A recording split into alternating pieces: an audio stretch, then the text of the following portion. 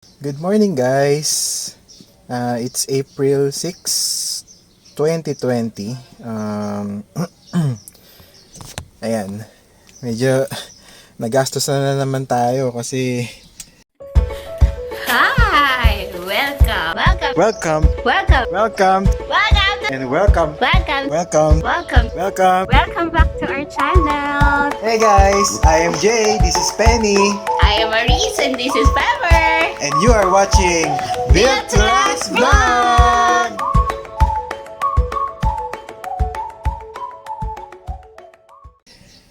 Kahapon nung dapat mag-grocery ako, pag-start ko nung sasakyan, ayaw na mag-start. No! God, please, no! No! No! Hindi naman ako nagpanic kasi na-experience ko na rin kasi ito before do sa dating sasakyan ko. So ang suspecha ko talaga is mahina na yung battery. So since itong sasakyan namin is second hand lang naman po, and then nung binili ko siya, hindi ako nakasiguro kung bago ba talaga yung battery. Ang sabi lang sa akin nung binilan ko is pwede pa yan, mga 1 year pa lang naman yan. So yun, true enough. So parang siguro naka 1 year na rin sa amin tong sasakyan. Well, siguro mga 8 months, no? Ganun. So, true enough na siguro mga 1 year mahigit na nagamit yung battery.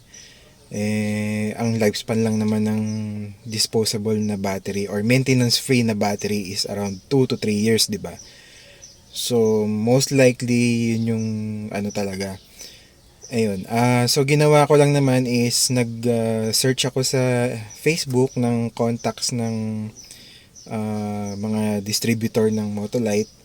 Ayan, shoutout Motolite. Aandar pa kaya yan? Let's see. Kaya pa rin iporte dyan? Überzeugend! Convincing daw! Motolite battery, pang matagalan. Ayan, salamat po sa inyong serbisyo. Ayan, message lang kami kahagabi, so nag-usap lang kami. Ang gusto pa nga ni nung kausap ko is i-deliver na agad nung gabi. Sabi ko bukas na lang ng umaga para madali yung magkakabit kasi maliwanag, tapos same time alam naman natin na ECQ yung panahon ngayon, so baka mahigpit sa gabi, di ba? So tsaka baka hindi sila papasukin dito sa village. Yun. I-share ko lang po ito para do sa mga sa mga magkaroon din kayo ng idea. Huwag kayo magpapanik pagka ganun ayaw mag-start ng sasakyan nyo. So unang nyo is, especially kung automatic, no, kasi hindi naman natin pwedeng itulak or i-jump start ng ng manually or itutulak yung sasakyan. Masisira yung inyong transmission. So yun lang po, battery lang naman yung naging problema. So ito ito na yung ating warranty certificate, pati yung resibo nandito na. So magkano po yung battery na nabili ko? Ang sabi ang size niya is 2SM. So bali ang kanyang model is B24LS. So nakalagay po diyan. Ayan. I hope nakikita nyo, medyo maliwanag Ayan, B24LS. Enduro po yung binili ko. Yung gold kasi medyo mas mahal so yung Enduro po is, pagkakakuha ko is 4,500. So less na po dun yung trade-in na lumang battery. So less 300 kasi. Originally is 4,800 yung presyo. So less 300.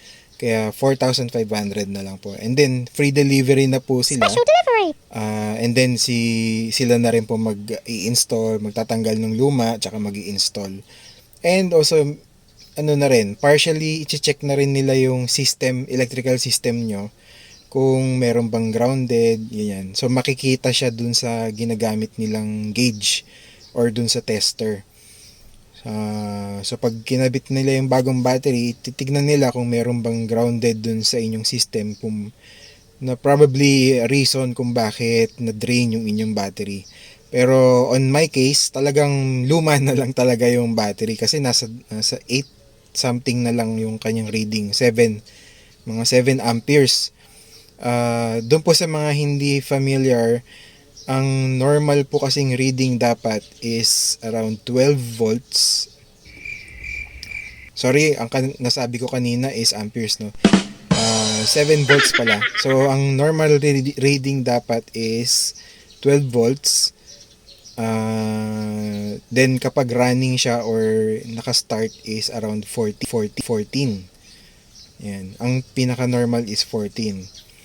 So, yung ibang detalye hindi ko na siguro sabihin kung ano, pero ang sabi naman sa akin, okay naman daw yung aking alternator, okay naman yung mga wiring ko kasi wala namang grounded. So, hindi naman siya grounded, no. So, talagang luma na lang yung battery na nakakabit.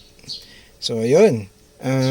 Pakita ko lang sa inyo konti yung nakakabit dito sa kotse na nilagay nila. And then, explain ko lang din yung sinabi sa akin. No?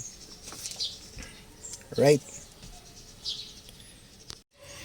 Okay guys, so ito po yung battery na ikinabit. Hindi lang po kita yung label do sa gilid, no? Kasi meron siyang cover. It comes with the dun sa nung car mismo. Ang sasakyan ko po is Honda Accord. So sedan po siya.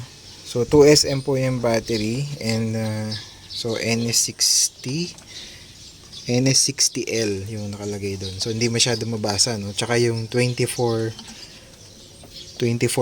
B24L. Ayan. So, ang sabi lang po sa akin nung nagkabit, advice niya lang din, ito daw pong positive, so dapat merong cover. Doon naman sa mga bagong sasakyan, I think meron na yun eh. Kasi it comes with the, sa unit. I don't know kung bakit nawala yung cover nito. Siguro sa kalumaan nasira na yung cover. But, the good news is, meron naman daw mabibili sa mga auto supply. So advice niya lang yun na kailangan daw merong cover tong positive side kasi pwedeng tumama yung terminals dito sa pinaka hood and then mag-series yung dalawang terminal ng positive and negative. So mag-short yung inyong battery, no? Or pwedeng sumabog, pwedeng magkaroon ng problema, di ba? So, yun lang po. So, again, this one is 4,500 or 4,800 less yung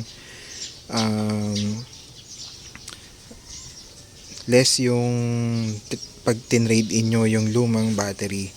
So, less 300 siya. So, that's 4,500. Probably yung gold, mga around 5,500 or 6,000 siguro.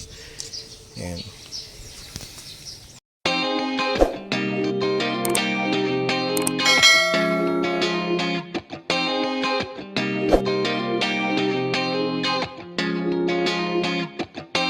Shining on a cloudy day, and it don't matter what you say, 'cause even if the sky is falling